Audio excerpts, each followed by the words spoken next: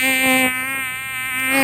داریم. علم مگسی ما به این صورت که ما یه دانش آموز رو صدا میکنیم میاد اینجا، یه کلمه از این بین این همه کلمات رو ما بهش میگیم، باید پیدا کنه با مگس کش بزنیم. مدت زمانی که فرصت داره اینه که بقیه بچه‌ها از 10 معکوس میشمریم تا 1 میام. اگر دانش آموز بتونه تو این تایم پیدا کنه برنده است، در غیر این صورت برنده نیست. من رو بگم سفالگر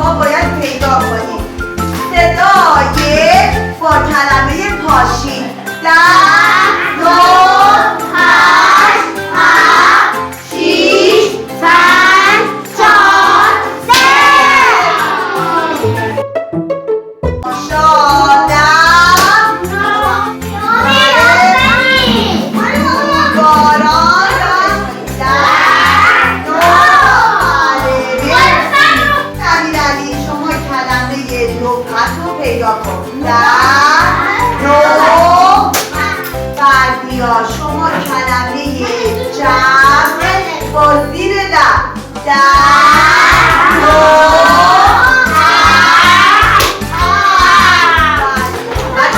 ایستاده رو پیدا کن.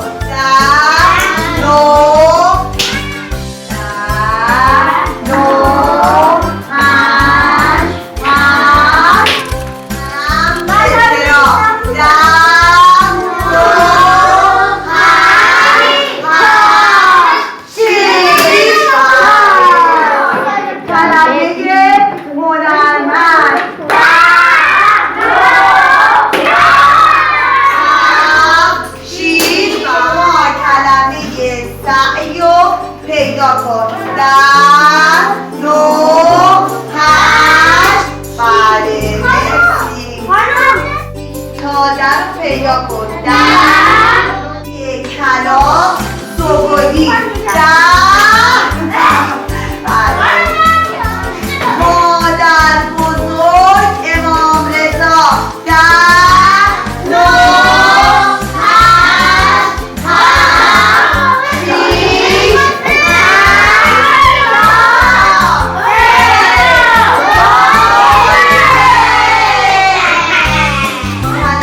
خالدگی.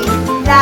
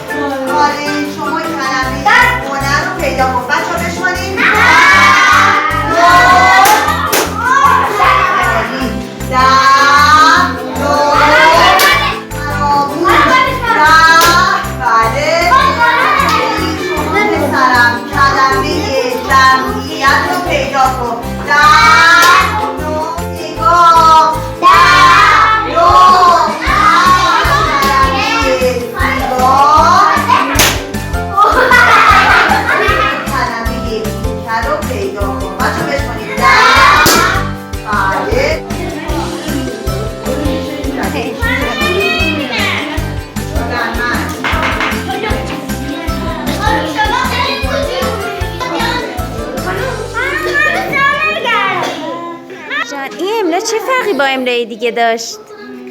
هیجان داشت. املای دیگه. کارن جان تو چطور؟ این چه فرقی داشت با املای دیگه؟ دمین جان شما نظر در مورد این املا چیه؟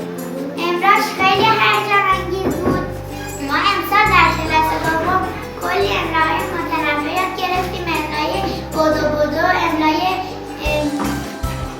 سرنگ، املای توپی دیگه.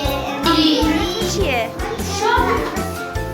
خیلی اخلاق داشتیم. مثلا روح مهربان، املا با خوشی، املا توپی، املا بدو، املا ماهی، املا مگسی. خیلی هیجان داشت. بچه ها دوست داشتین این املا رو؟ بله.